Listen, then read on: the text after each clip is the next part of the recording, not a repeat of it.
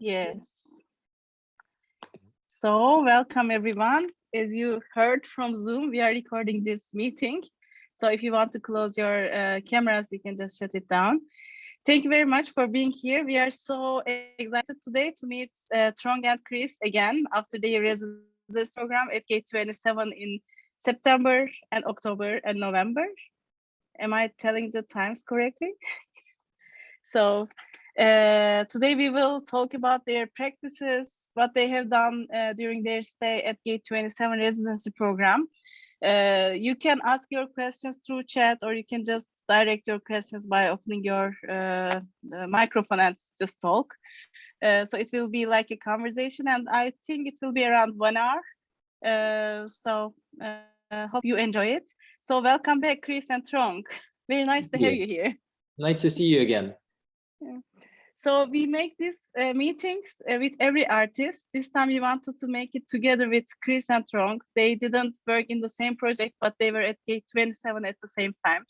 And I think it was a great process for us and for them to be together. It also added value to whatever they are doing. So that's why we are together today. I don't want to talk too much and give the words to you guys and to talk about your practice. And it will be nice if you can introduce yourself first and then also talk about your practice. And we can start with Trong.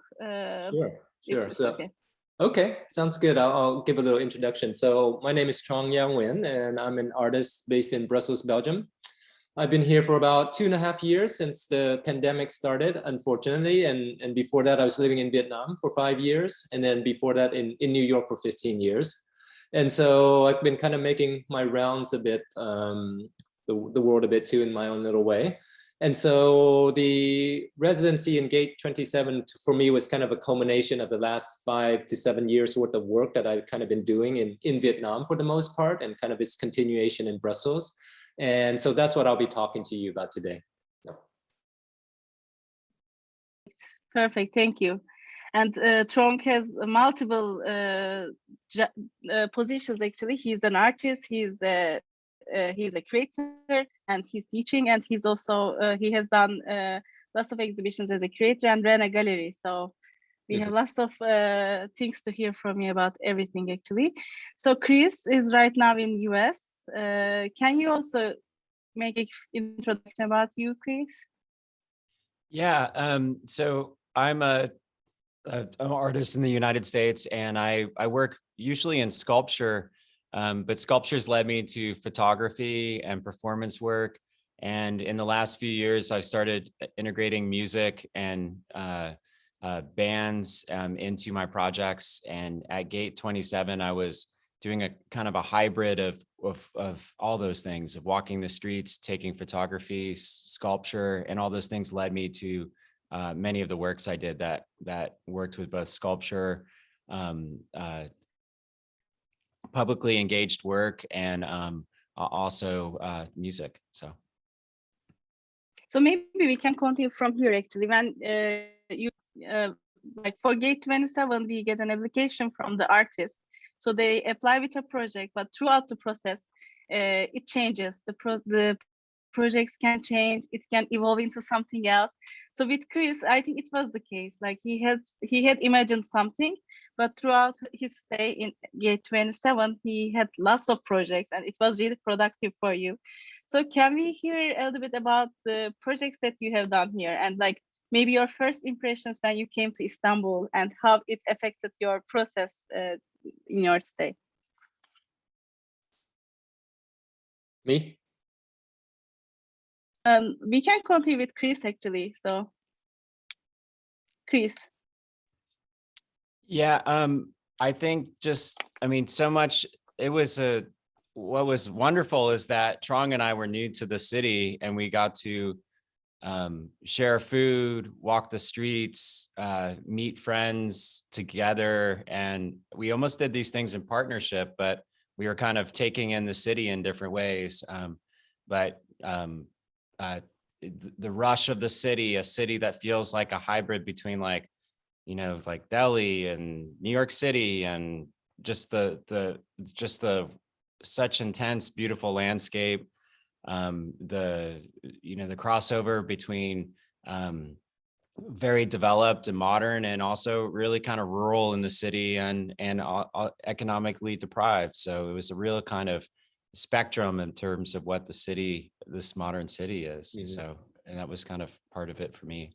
And for me, it was a very intense city, and in a way, you're there for a certain period of time, and you kind of had to set everything about the city aside, because for me, my processes are a bit different from Chris. So I kind of had a project in mind already with intentions of what I wanted to do. And so I was really pursuing that, and everything that was happening in the city in terms of my experience with it and our experience with it, you take it in, and it's incredible in so many different ways. But for me, I also really put it to the side too. Otherwise, it was a bit too much bombardment for me, and I felt like I couldn't concentrate properly on the things at hand, and I really needed to narrow the things that I was doing in order to focus on it, because it's overstimulating being in Istanbul. Yeah, definitely. And you already started before you came. Actually, you already met people, tried to organize some funding for your production, and I think it was nice that you already planned everything ahead, so that your project kind of improved fastly. But it was also a short period of time. 1.5 months was not enough actually. But I think you are also planning to come back to finish what you have started actually, right, Trong? Yes, or start something completely different. I mean, I think, even living in Vietnam for 5 years, it took me a long time to let the city kind of come into the work, so it's not, for me, it's not that fast a process actually. And so I think even looking through some of the photographs from Istanbul this morning and yesterday, you realize how much you experienced in such a short period of time. And it takes additional time to process it all. And then for as an artist to let that come into your work as well. And so with all these stimulants, there are so many things that can happen, and so many potential works that can go in so many different ways as well. So it's exciting to kind of just let that happen, really. So I'm not forcing anything, and just letting it kind of come to me. In the meantime, still pursuing the interest that I initiated when I first got there. It is also what Istanbul is actually. It is full of surprises, and it really, you cannot make plans. It makes its own plans, and you have to follow it through as well. So maybe, Trong, it will be nice if you can tell us about your practice in general, like what you are working on, what topics you are concentrating more, and then maybe you can connect it to the project that you have started at Gate 27, and maybe show some images about your works. Maybe it's more helpful for the audience to see what you're doing. Do you want me to go ahead and start and do that now? Because I can just plug into it. I'll be kind of brief. Let me see. Okay, so I'm going to share my screen, and then I'll kind of take you through, I think, the steps of kind of what I was doing before getting to Istanbul, and kind of looking at the work a little bit and seeing how that kind of progressed into what I was doing in Istanbul, and then what may come of it beyond that. Let me know if it works. There we go.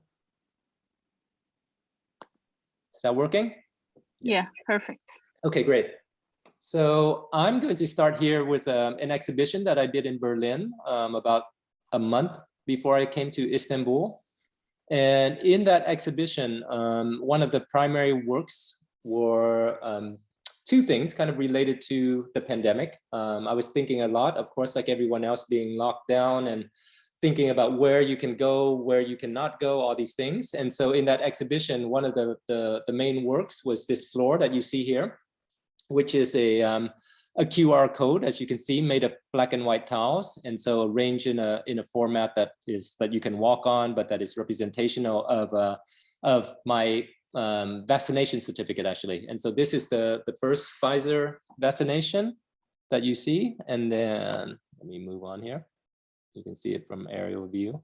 And then this is another piece that is the barcode for the second vaccination, second Pfizer vaccination. And so together, these two things are architectural elements that kind of form a space that kind of navigates the viewer, where they are kind of forced to be inside this space and forced to kind of contemplate these things, and specifically in relationship to the pandemic and how you can come and go, how you can not come and go, and looking at things like freedom of movement to constriction, all these things.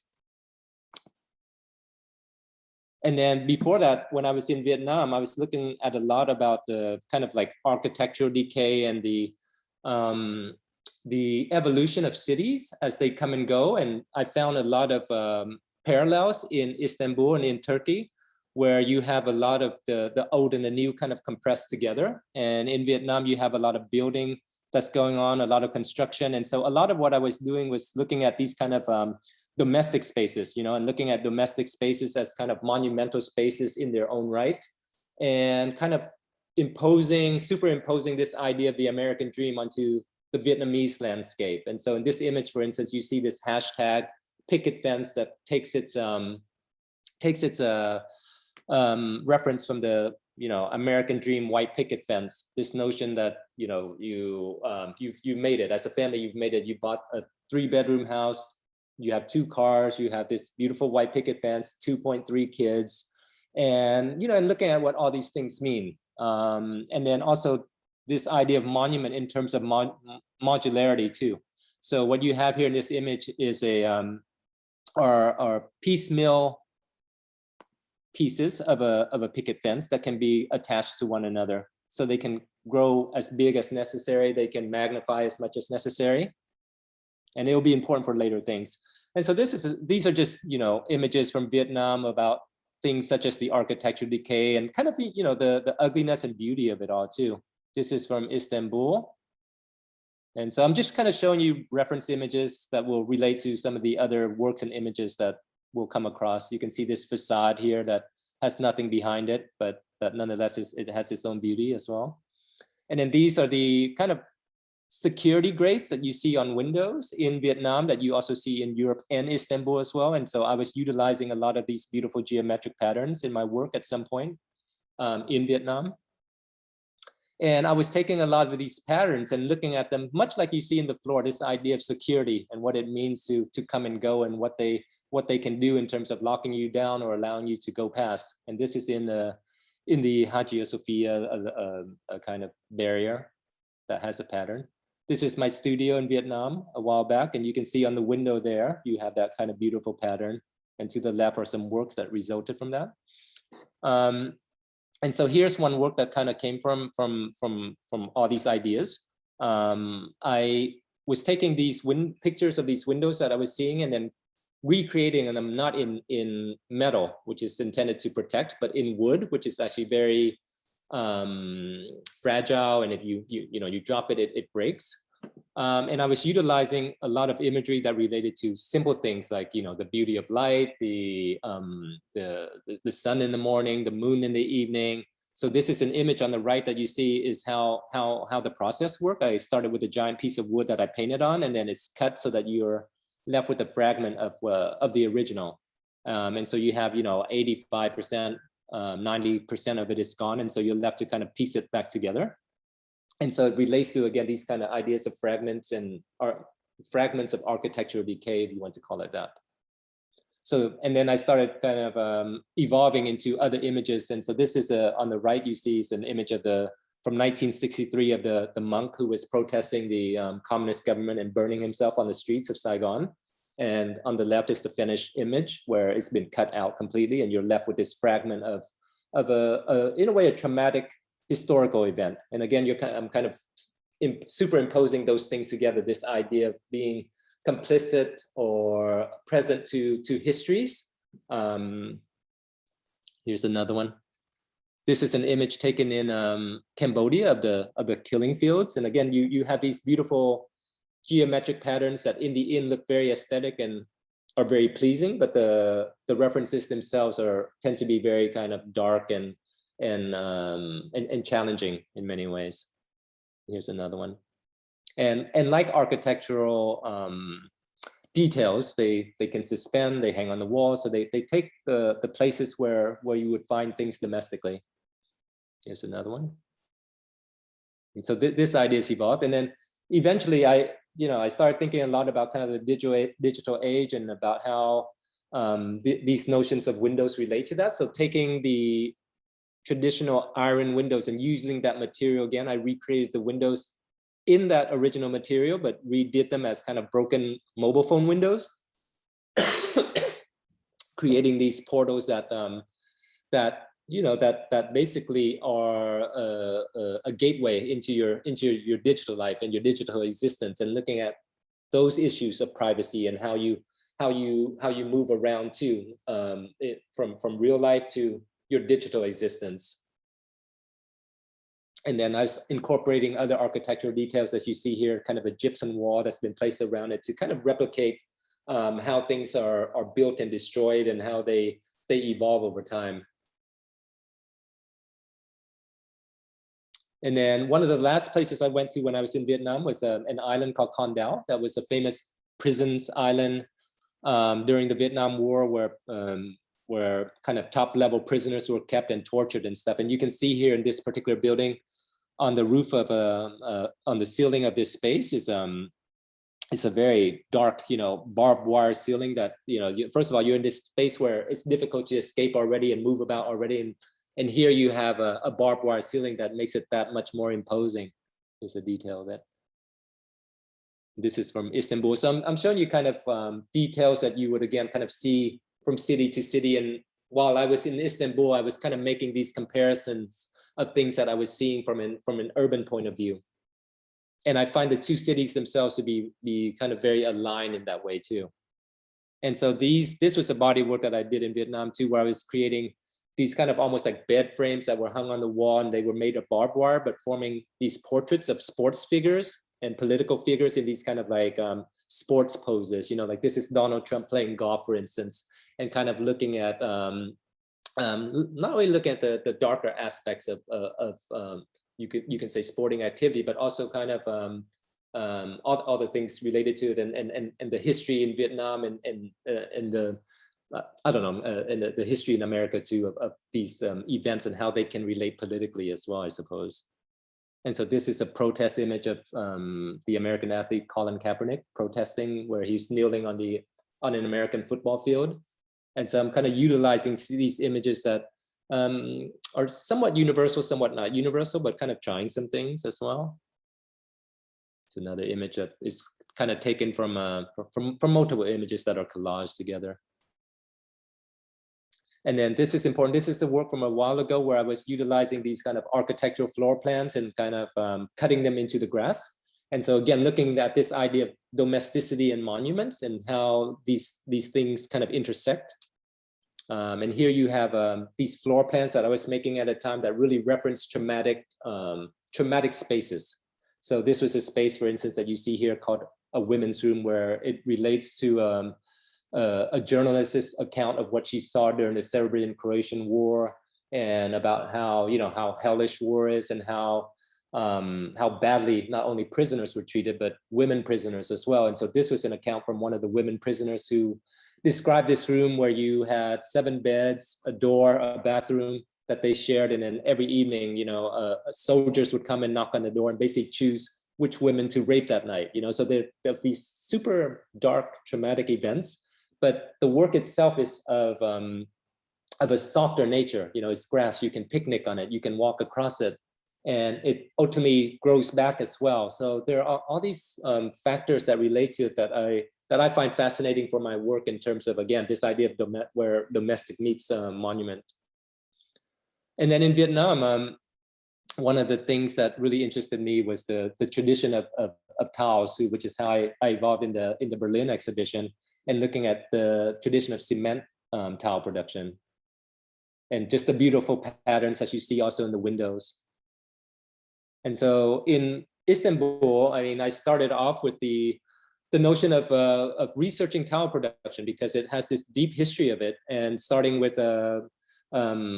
several different positions of tile production, I guess. We were one of the first places we visited, I think, was a concrete tile studio workshop, where this gentleman is producing them as they've been producing them for the last 70, 80 years, I think. And these are the templates. And you can see, again, kind of these beautiful patterns. And these things are, again, kind of domestic details that I'm interested in. Okay, and then we get to kind of the more grandiose imperial palaces and mosques, and this is the Topkapi Palace. So you can see all the beautiful Ishnik tiles in there. And so this is one of the grand traditions also in Turkey, what's known as Ishnik, which was produced between 1500 to 1700, and then kind of tapered off. And it was just in the last 40 years that it's picked up again. And you can see these beautiful patterns. And so I'm looking at these patterns and looking at how they can relate again to this idea of potentially of monument. Ceiling, some details, floors. And you can see the beautiful kind of floral patterns that are repeated and utilized kind of over and over. And I'm really interested, as I said previously, in this idea of modularity too, and how the repetition of things can create this notion of monument. This is from the Blue Moss. And then so you have concrete tiles, you have Ishnik tiles, and then you have Kutaya tiles, which is a tradition that also kind of took place at the same time as Ishnik. And I was able early on in Istanbul to visit the Pera Museum, which has a great collection of Kutaya ceramics. And so it's similar in terms of what is utilizing in the way of motifs. So you see a lot of the same flower patterns, a lot of the same motifs, but it's done in more of a kind of a folk manner. It's a bit more expressionistic, a bit more loose, whereas Ishnik is much more tighter and much more refined in a way. But you can see the similarities.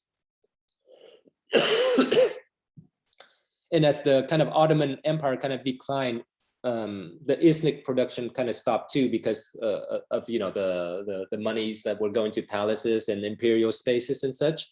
And Kutaya kind of took over a little bit after that. So just showing you the similarities and differences here, and the beauty of it all too.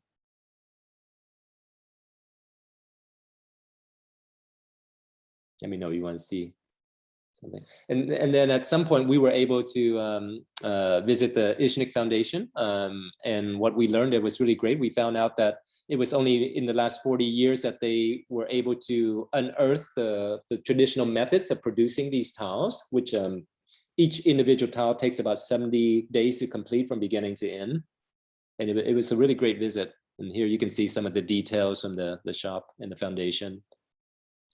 In the studio where the artisans are painting and transferring the cartoons and such. And these are just details from the premises. And actually one of the most important things that I discovered during that trip was the fact that Ishnik itself is a little city that's known for its mining of quartz. And what makes Ishnik tiles, what makes Ishnik tile are the fact that the content of them is 85% quartz. And so the city is famous for mining quartz. And in Kutaya ceramics and in other ceramics, the typical quartz content is between 5 to 15% max. And in Ishnik, it's 85%. And I found that really fascinating because quartz itself is also a crystal that's used to heal. It's a crystal, and it's a mineral that supposedly brings kind of balance and serenity and all these things. And the fact that they're in places like mosques, especially these kind of religious spaces where those aspects are really important, it was something that really fascinated me because I hadn't read really anything about it.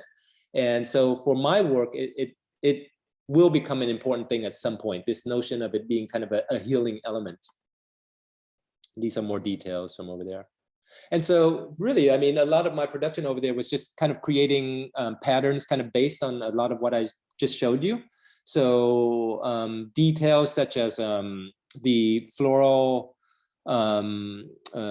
roses, tulips, and and then incorporating these kind of traditional motifs with things that are darker, as you see. So in this little rendering, you can see the barbed wire kind of intermixed with the medallions.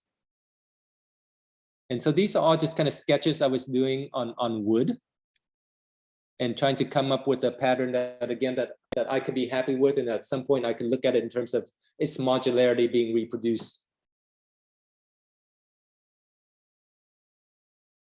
And magnified ultimately. And so these are this was, I think, the last one that I ended up with, which I was quite happy with. and kind of looking at it also with the tightness of its rendering in terms of Ishnik, and then kind of doing samples where they were a bit more loose in terms of Kütahya as well. And then after that, continuing on this notion of domesticity, I started revisiting this idea of these kind of architectural floor plans and how, again, these things can manifest themselves in domestic spaces and be considered as, in a way, modest monuments. And so I was recreating these architectural icons that we're pretty familiar with when we're looking at blueprints. So everything from beds and dining tables to washer and dryer. So they always have these very kind of iconic geometric symbols that represent them. So this, of course, that you see here is a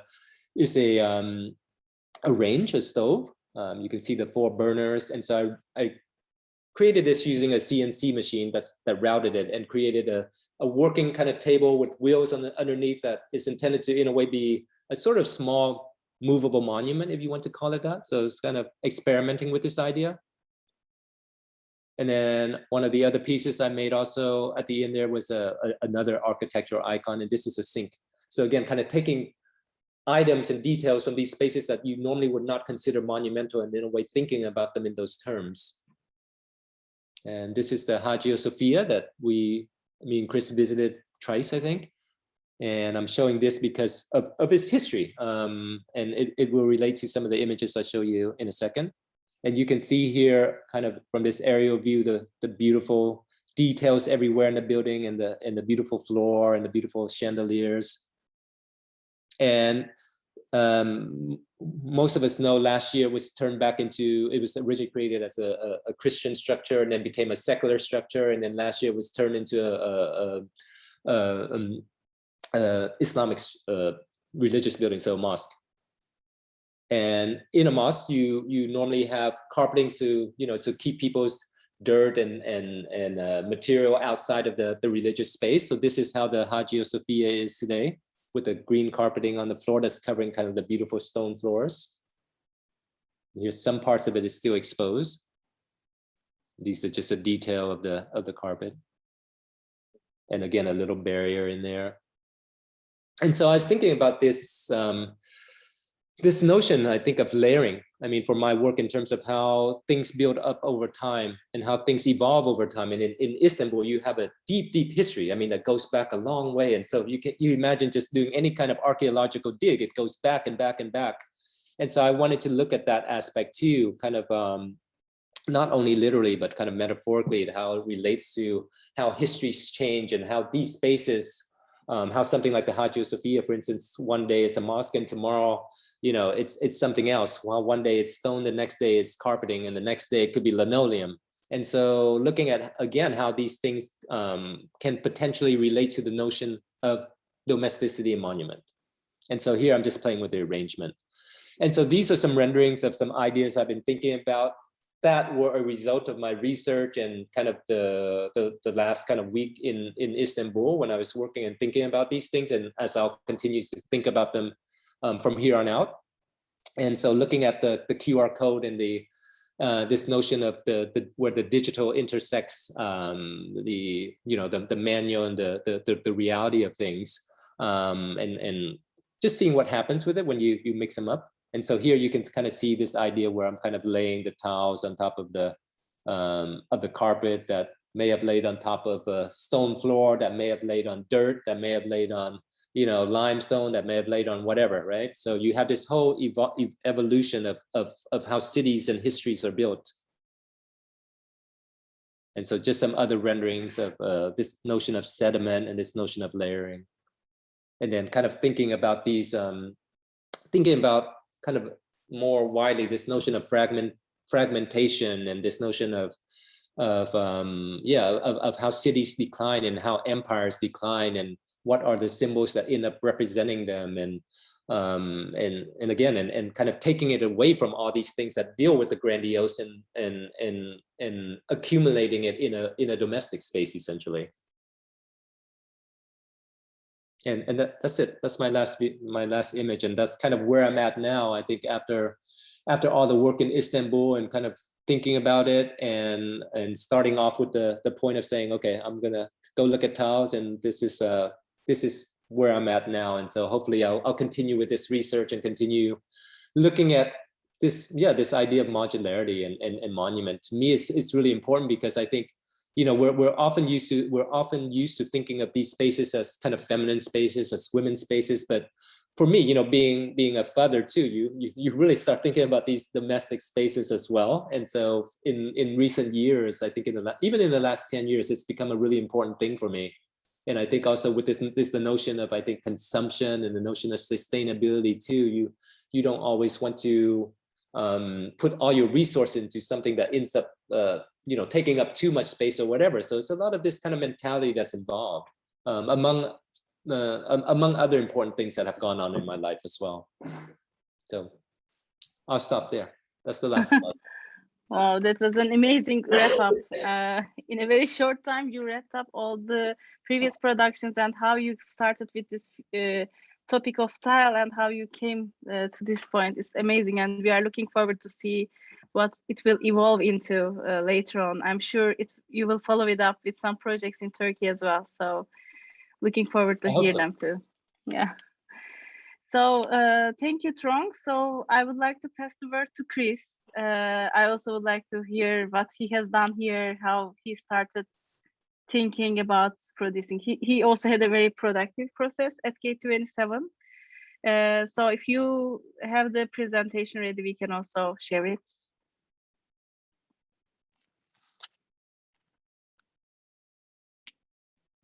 Hi, everyone. Welcome. Yeah, anytime I'd go down to Trong's room and it'd be so clean and like concise ideas, and I'd be like in this like, I'd bring the mess of Istanbul into my studio somehow, and I'd have to slowly start to filter and like figure out, categorize, kind of figure out ways to kind of organize all the different things I was looking at and you know, drawn to in the city. And I'm just kind of going to go through more in a process base of what happened to me in Istanbul. And, you know, some of these, the things in this room are kind of like everything that became works in ways. So,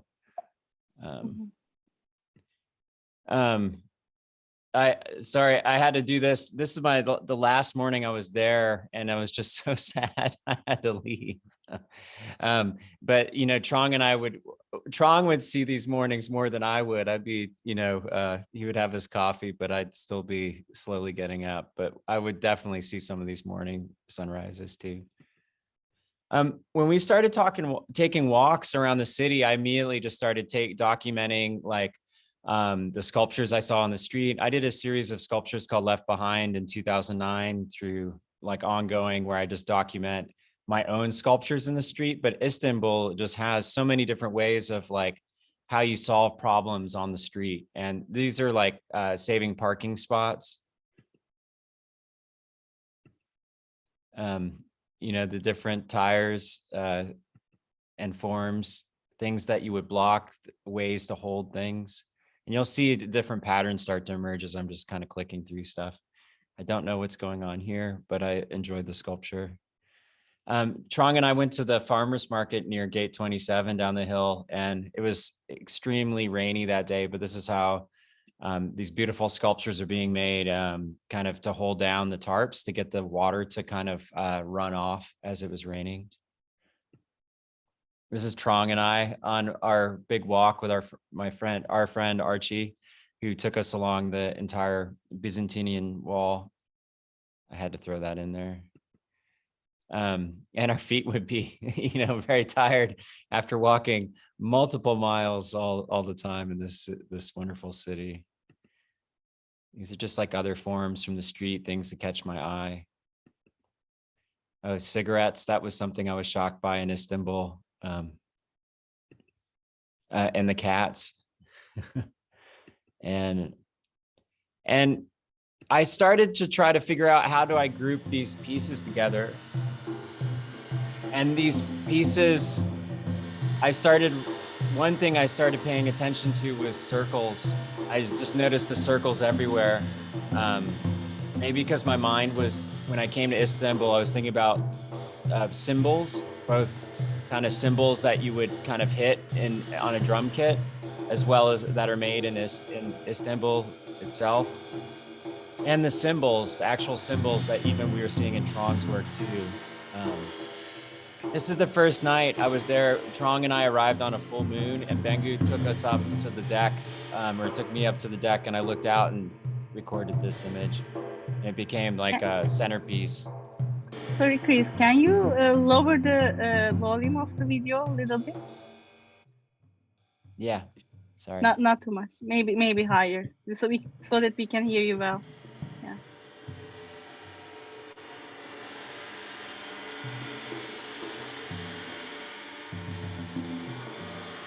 This is a piece I called Circle Moon, and it's the circles I was kind of collecting through Istanbul, like pickle juice, Lambajan, the crescents that are, you know, almost a circle, but not like the, that's the mosque, Hagia Sophia again.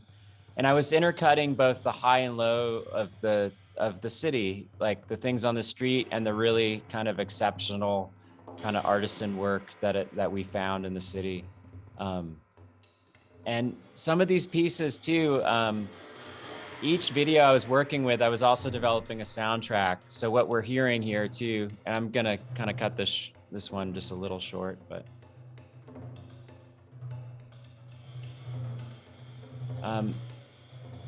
that's a good one to end on, Simit. I did this sound percussion with Ege Kanar, who's an artist that Trong and I met in many of the several kind of introductions that Gate and Bengü would introduce us to multiple artists. This Ege had gone to the Sabancı University, and we'd seen his work of these symbol works in the museum, and we started these different friendships with different artists. So Ege came back and we did this percussion. He's using these deaf and kind of drums. He was doing hand percussion, and I was using these cymbals I had made or had fabricated. And, you know, I kept wanting to do these custom cymbals that were based on certain symbols of Turkey. But I just kind of fell in love with these cymbals that were fabricated by V Classic Cymbals in Istanbul. And these are just cymbal blanks. And I kind of didn't want to change them once I had them, because there's something so kind of magnificent about these circles themselves, the material, the metal that are these symbols. So I just started having different friends play these too. And, you know, that was kind of, this is the Turkish flag. And I kept thinking, like, how do I work with symbols in different ways? And, you know, it's tricky working with the symbols of another culture. So I started kind of seeing what are the symbols that I kind of found along my walks and discovering the city. So, you know, the first version of this is, you know, we're in COVID in Turkey, and I purchased this face shield, and I wanted to do something quick just to get my mind going. And I collected all these different kinds of images of protection or things that need to be protected that were both kind of Turkish as well as maybe crossover to American things too. And, you know, I was also just doing things quickly. I was doing these digital drawings of the tree, and this tree had since fallen since we've been there. And I just kind of putting that out there. I was just doing things quick, but I'm showing how these digital drawings kind of inform things later too. When I first started there, I was thinking, I was like, oh, I'm gonna work with the Bosphorus a lot. And it was so hard. But this is a Bosphorus symbol and a cutout of the Bosphorus that I still am working on cutting out on this symbol. And it goes with these kind of cutouts of the Bosphorus. I started doing these digital kind of mock-ups of different shapes, and the Bosphorus was one of those first kind of shapes I started working with. These are kind of video stills from a video I'm still working with where the symbol will be the sound of that. I recorded a friend drumming that Bosphorus symbol. So I'm going to use that for the video that will kind of match this Bosphorus. And it might get projected through that symbol too. This is that wall I was talking about that Trong and I did this epic walk with our friend Archie, and we walked the entire wall, this whole Byzantine period wall of Istanbul. And it was really incredible because we kind of walked through all these different neighborhoods that day, and you got to see, you know, parts of the city that were developed and not developed. And, you know, this is this form that really kind of stuck to me in this walk, which was this saj pan, which is used to cook flatbreads and this bread, stuffed bread called gözleme. And that walk, you know, we inquired with the women there, and I was like, what is that? And she's like, here, and like not speaking English, I'm not speaking Turkish, but she offered me this flatbread that all of us ate.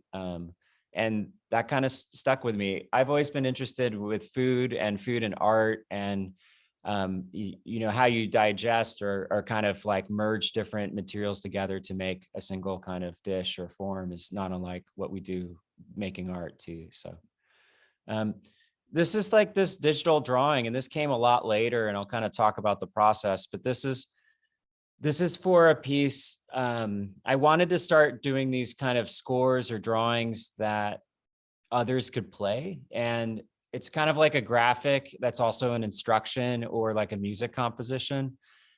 So, you know, this is called Ista Meta Bull, which is kind of like a riff on Istanbul, but it's this kind of metaphor, or this meta version of what Istanbul is. And it was kind of funny. I wrote this down, and then Facebook changed its name to Meta, which is weird, but I don't care. But a friend was telling me like, hey, you know, this is bull is this in the word, you're searching for something in a way. You're seeking something out. And I found that really kind of interesting, where performers could then perform this with pieces of rebar. This is kind of like a take on how buildings are constructed, from the dirt to the foundation of bricks to rebar. And I fell in love with these tools to then make sound percussion. Wait, I'll just show a little of this walk.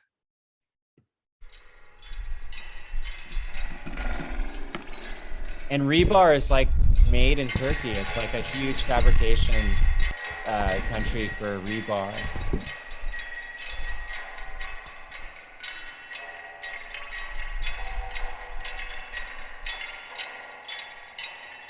And this is just kind of like a documentation of the walk Trong, Archie, and I took. But what we realized was that there's new agricultural farms that have been part of the walls and the moats over time. And, you know, talking to some other architects and historians of Istanbul, some of these kind of different agrarian, like kind of farms in the city are also being challenged in terms of areas for construction. So there's this kind of tension that's there with these spaces. These are these huge farms that are along the wall, in the southern part of the wall.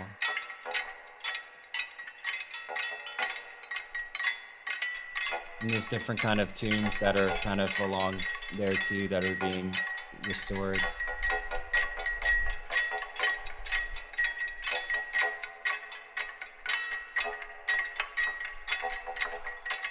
And this is not unlike the Bosphorus. It's just following a line, a shape that's in the city and working with it. This is where they're restoring the wall with these big timbers.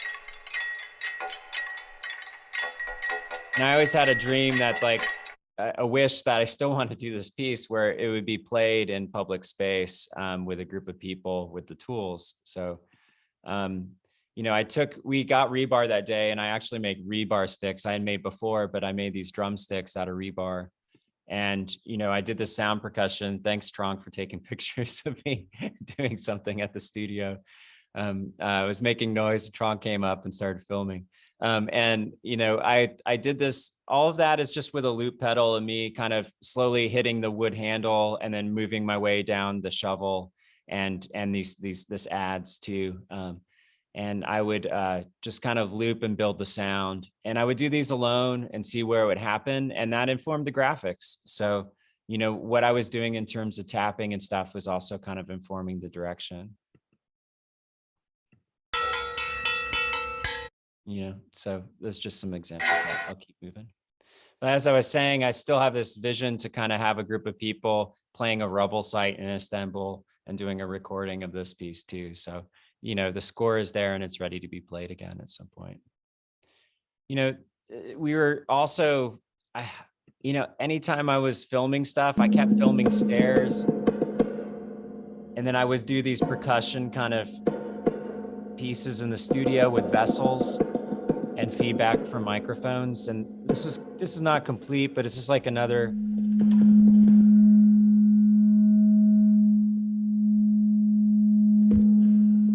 video where I was combining multiple kind of stairwells from multiple buildings we visited that I fell in love with. I was also kind of thinking about the depth and sound of a space, and also just thinking about our ear in a way with some of these videos. And this is still from like the first week we were there. Like the second day we visited an amazing stairwell in this building our friend Archie lived in Eylül, his wife.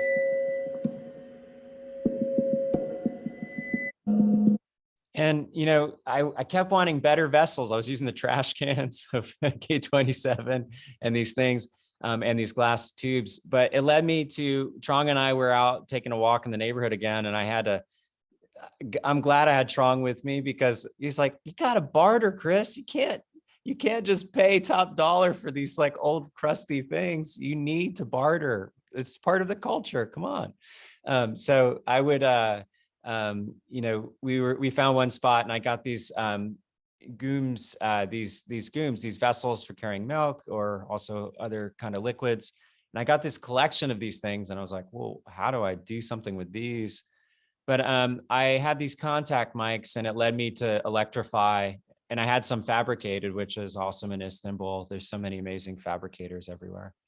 But I kind of created these circles for these vessels so that there'd be kind of this arena to play. And this is like other kind of studio shots of my room. And this is the Bengü taking photos from the window, looking in on me. And oh yeah, here we go. Where's this one?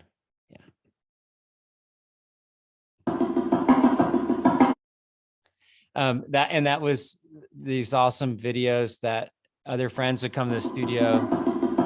Electro Boom. Am I saying that right, Ben? Almost. Gün. It's okay. Boom. Gün is okay. But I was thanks, Bengü. I started tapping these, and I'd play these on my own, and then I'd invite friends back and see what they would do with them.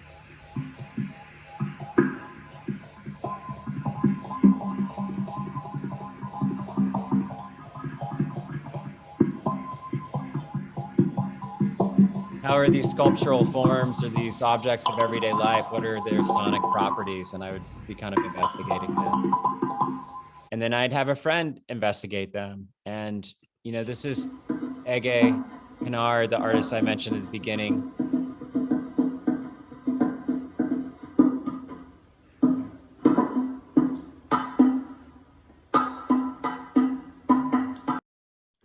And I'm kind of sharing these just to kind of show how process is informed by friends and others, kind of their emotions on things. And then that would kind of lead to my decisions of a score.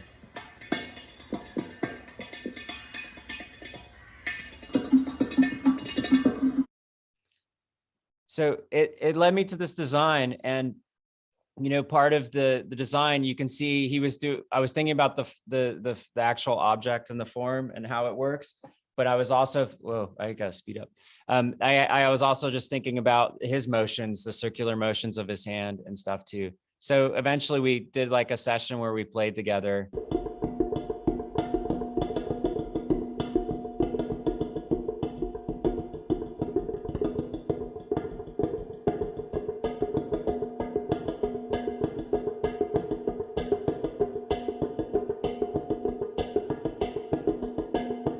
And it's just like a little sample of these compositions, you know, and just a shout out to Trong. I just realized, you know, the more I went through these designs, and after Trong left, I was like, whoa, I was totally super influenced by how Trong was kind of digesting these kind of shapes and forms of the culture and kind of reinterpreting it in his own way and creating these graphics. And I was like, wait, I'm doing a similar thing where I'm using drawing and I'm also kind of like filtering these things for these sound compositions.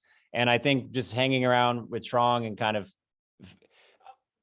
it was reciprocal, and hopefully it was reciprocal, but like I was really inspired by how he was kind of doing these pieces. But I was amazed how much it filtered into my own kind of process in my own direction. But I was like, wait, he's using units. Wait, I'm using units. Wait, I'm using pattern. Wait, what happened here?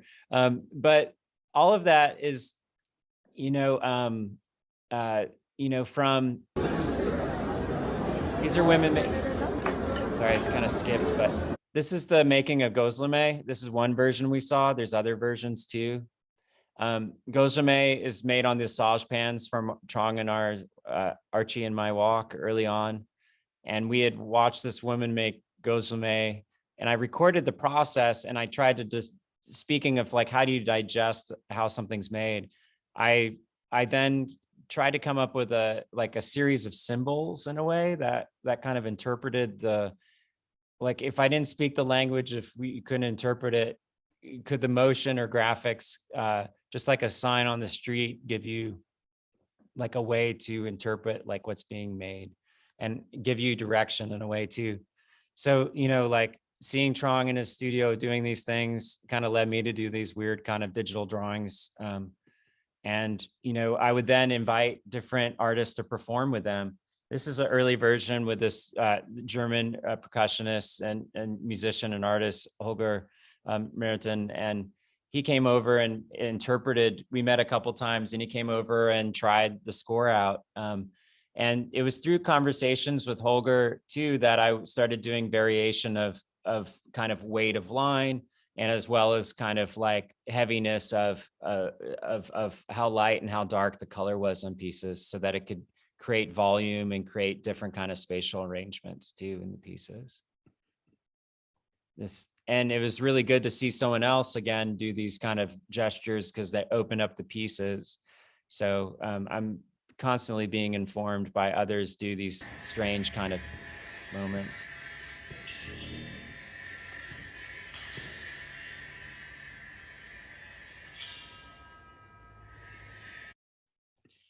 And it was great at Gate too, because I got to make food with Bengü. And Bengü and I got to, I had this weird idea. I was like, let's cook gulzhame and we'll play gulzhame. And Bengü and I did a trial with Rana at Gate. On the first day we made gulzhame. We had some mishaps and we had some successes. And from there we kind of rolled with that to the, to practice for the event. That's the two of us cooking gulzhame outside. And you can see how the sage pan then influenced like a redesign of the score in a way too, to think about this as like an album cover, an LP, as well as a graphic score for playing gulzhame. So it's both the instruction of how to make it and how to play it. And Melissa's over here in this other one. And it was really great because I got to have many different versions of this be played while I was there with different people. Melissa and I did this kind of like, I did it solo and then with Melissa one night. And, I did it with Holger and myself. I also got to do it with solo and then with a group of people that came and made gulzhame.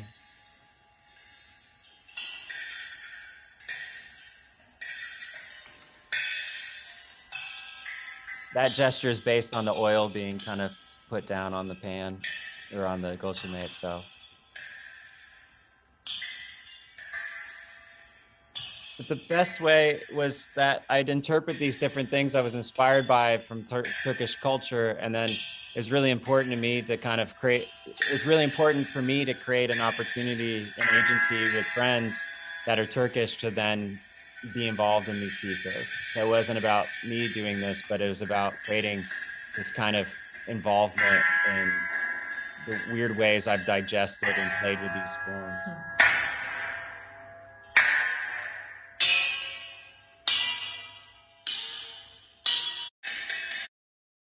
So we would eat gojame, we'd have fun casually, and then we would play gojame.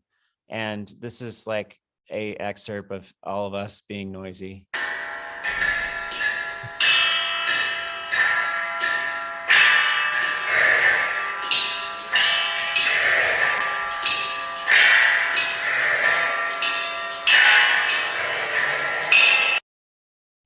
And, you know, my favorite saying of the night was like Bengü then saying, we eat it, we make it, we eat it, we play it, we are we are gojame.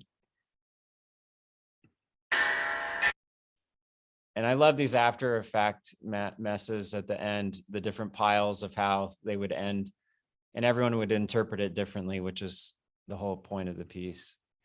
And I was talking about these being albums. I'm kind of thinking about how these can be, how you can have the pan inside the piece and you can take it out and you can play it, and the score would be either be printed or in the piece. And the last, one of the last pieces is these cigarette packs I collected everywhere. I mean, because smoking's everywhere. And it led me to this weird piece where it's like, I want to make a smoking jacket. And I started making these designs. I started thinking about how you can wear this thing that is everywhere in Turkey. And it's not like the American cigarette packs where they're really intense. And these are Yves Saint Laurent kind of based jackets that I was doing these designs of. And then I had them fabricated by a local fabricator, seamstress in Turkey, in Istanbul. This is Archie and a friend of his on the streets outside of one of my band's performances. This is Bengü and me wearing jackets. This is our friend Bilal and not Ece. Ece, yeah. Ece, who are both Gate 27 artists. Ece came and came after Trong was there. Bilal figured out how you could reverse the jacket. I had them stitched with this foil fabric. So it was like a pack of cigarettes, and he inversed it. And on the last day I was there, I did this piece where I worked with this photographer, Emre, and we did a photo shoot of different performers that I met, different artists I met in my stay in Istanbul. And we did this kind of photo shoot. These are just excerpts. And these are just some different moments from some of the photo shoots too. And the performance were Ayberk, Busra, and Ada. Ada and Busra are two artists I met in the stay in Istanbul. And Ayberk was this friend of Archie's, who is this on the left here, and his friend Erdem on the center. I did it on white backgrounds because I wanted to try to see how I could have different combinations of these kind of model shoots, kind of performance, thinking about being the object, a cigarette pack, and what our gestures might be, and what does it mean to be kind of like wearing this box, this carton. But the whole point of these jackets was also inspired by the band Exhaust that I started with Archie and Erdem. Archie is a friend I've had in San Francisco prior to Istanbul, and I came there and I was forming my own kind of music projects, and he's like, let's play together, and I'll bring my friend Erdem. And then I ended up on guitar, and then we wrote like 8 songs, and here's like a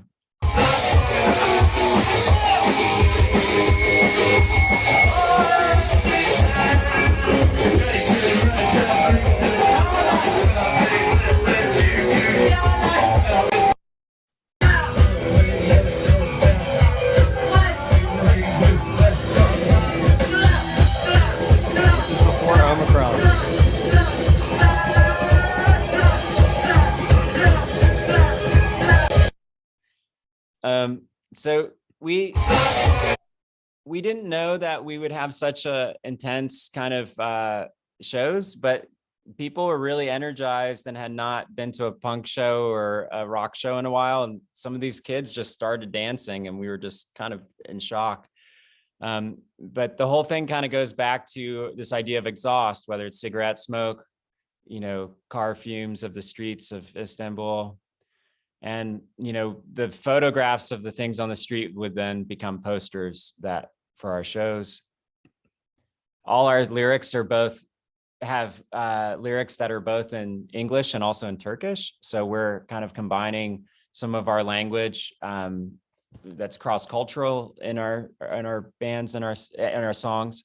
They're about parts of Istanbul, whether it's Taksim being developed, integration, different things coming together, different stories of the different band members and how they might become songs. Bar Wine was a song that Archie always dedicated to Trong because he was drinking bar wine and not like really nice wine. And he always gave that shout out to him. And this song Teşekkürler, where I could never say Teşekkürler. So it's a whole song about somebody going to try to say thank you and they're having trouble. And it's a whole kind of story and song about that. We had a chance to play like at Gate 27, record some mellow songs there on the last couple days. And we did 3 performances in Istanbul. And this was like the last live moment of the show.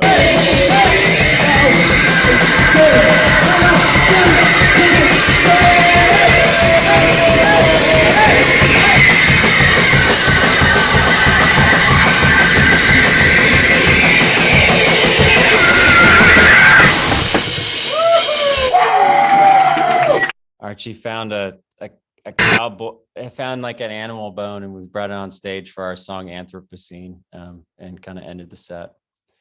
I know I'm over time, aren't I, Bengü? Little bit, but it was really fun and actually to go back to the days that you and Trong were here. So I'm so happy to see all these images and listen to your process here. Thank you very much. So, Trong, I finally went too long. What's that? I finally went too long this time. No, it's good. It's perfect. Really enjoyed it. Yeah. No sweat. I mean, the only last thing is like there's like I can give you a taste of kitty paws here for a second, and then I can stop it. Do you want a little kitty paws?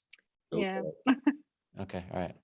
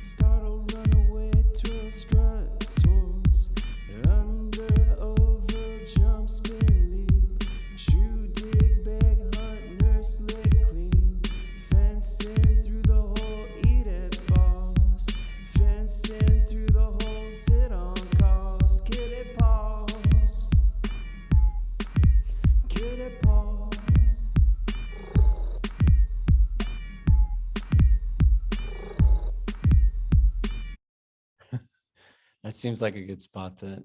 That's just a little taste. It'll be out on. We'll post it once it's like I get the sound remixed, but it's close. All the lyrics are inspired by all the collection of cat images that I did while there in Istanbul at Gate. Thank you, Gate. Thank you, Chris. So thank you very much to both of you. I'm echoing. Okay, not now. Thank you very much for the presentations and all the stories that you shared with us. So we are a little bit over time, but I would like to ask if there is any question from our audience. Maybe it's the right time. You can just unmute yourself and ask or talk.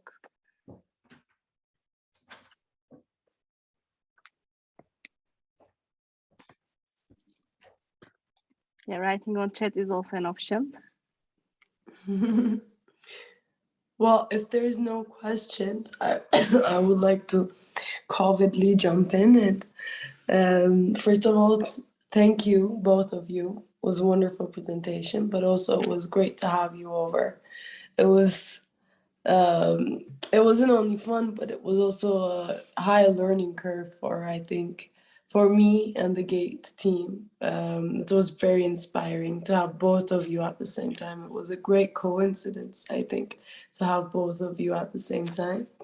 And also it was very, very exciting to hear the results and the effects of the influence, what Chris said in the end about having Trong and inspiring one another. That's really valuable. That's what we're trying to find in Gate. And also the communal experiences you both had, that was very, very like made me feel like, yes, we are doing the right thing. I'm happy that we're here and we're part of the process.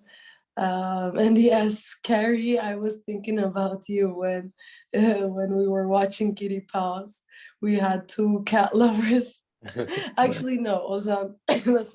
let's not count out Ozan. Also, Ozan is a huge cat lover as well in our Gate community.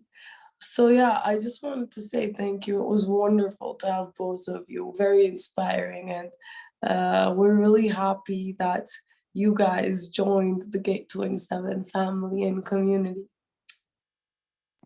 Well, thank you too for all of you for making it happen. I mean, I think the community aspect of it was really one of the most essential things for me. I mean, with lucking out that Chris was there, but then kind of sharing these experiences and really being able to connect to the real community there. It was one of the most important things for me in the end, for sure, because I think, you know, it presents other kind of opportunities and potential collaborations with friends now in the future, and you know, it's exciting, and it's like I said earlier, it's such a stimulating city that you have to give it time to process, you know. So, but thank you.